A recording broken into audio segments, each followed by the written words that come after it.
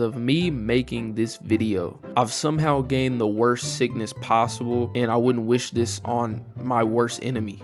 A sore throat. Oh my God! I know. Before you scream and run and hide, I should have added a jump scare warning to this video, but that's basically my excuse for not having this video out sooner. Yeah, my community post, it was a little fib, but that none of that matters now, because we're here and we're here to talk about Mark's Mario Kart career. So let's just get right into it. Mario Kart is a staple in the RDC community, and there are many arcs of it. The very beginning, Ben's arc where he dominated, Dylan's improvement from whatever this was, Crunchyroll.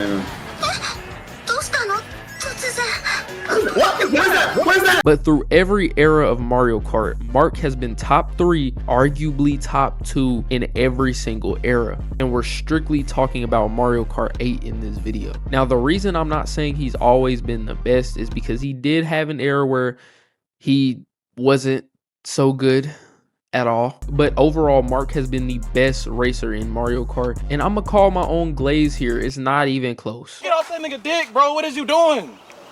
What? No. So just so we're all on the same page, let's start at the very beginning.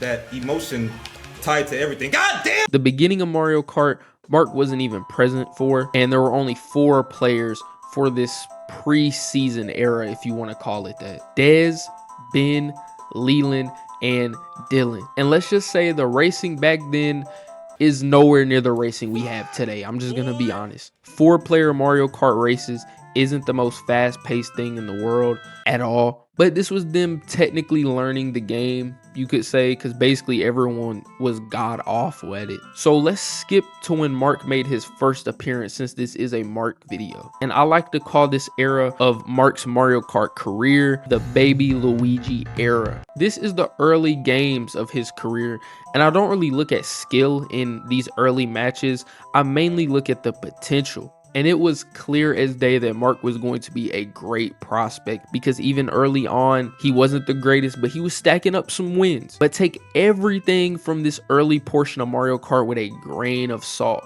simply because everyone wasn't at their max potential yet. Here are some things that I noticed while researching this era.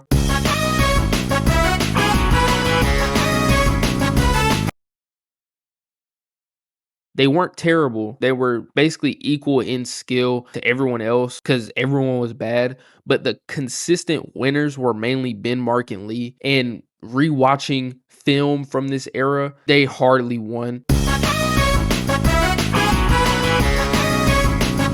This is just meaning the chat hasn't gave them the meta loadout yet. And if you know Mario Kart, you know the meta around this time was Waluigi, Wiggler. And trust me, we will get back to that loadout very, very shortly. This era is basically all of them still getting better at the game, because you can tell nobody was actually good, and their games were played on 150cc and not 200. So let's skip ahead to this mini arc where there was some changes.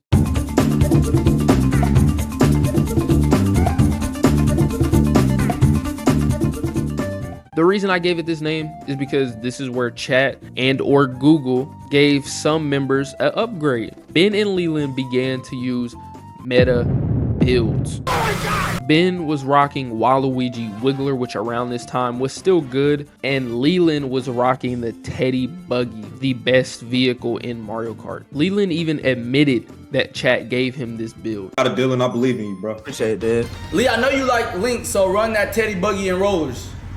Teddy Buggy. Y'all step up in the enemies. Let me get. What's going on? I ain't gonna lie. This Teddy Buggy that look like that kind of this out there face. Chat, let's So this made them have a slight edge against other people, which Ben and Lee didn't really need because they were already winning most of the time. So it gave them a unnecessary upgrade. But regardless, everyone got a little bit better in this arc except for Dylan. I'm not gonna lie, since they started Mario Kart on stream, up to this point, Dylan hasn't really improved at all. So what did this era do for Mark specifically? Well, in my opinion, it kind of just made Mark struggle a little bit more with getting wins. I mean, with Ben and Leland running meta builds, and they're already, you know, they're not terrible at the game. They're not Dez or Dylan at the game at this time. It made it a little bit harder for Mark to get wins, but he was still scraping them out. He was still scraping out wins, which even further proved his potential. So time passes on, people get better, more races go on. But now, after this new information arc, we enter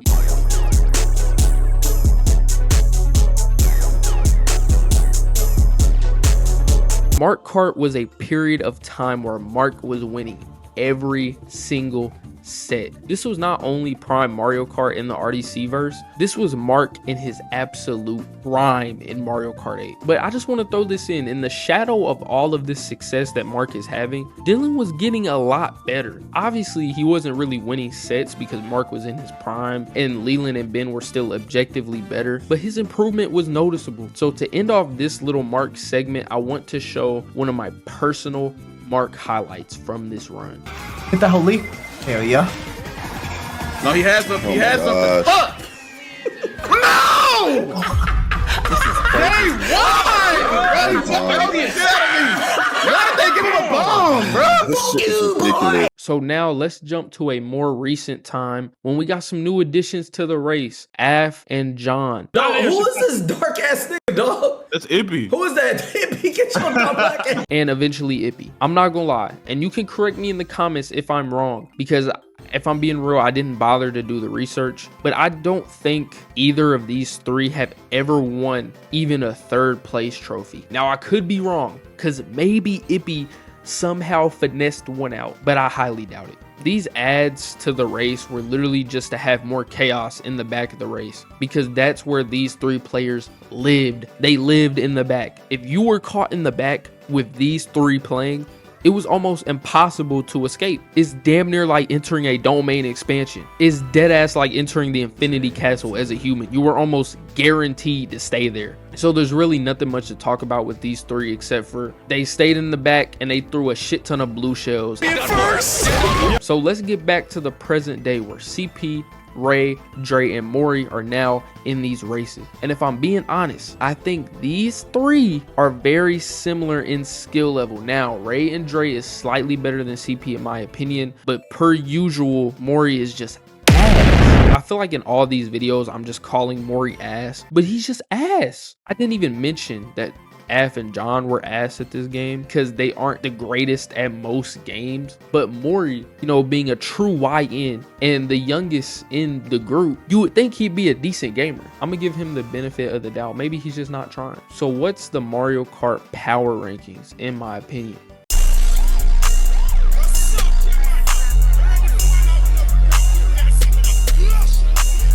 I mean, this is a Mark video about him being the best in Mario Kart. First is obviously going to be Mark. He's just been the most consistent in all of RDC in every single time period. Even recently, after all this time, he's still winning races.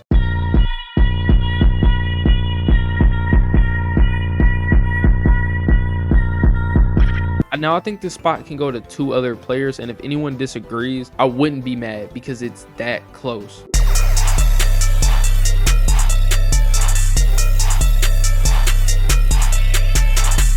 What's good with y'all, baby? Blink if I should make a Dylan Mark edit.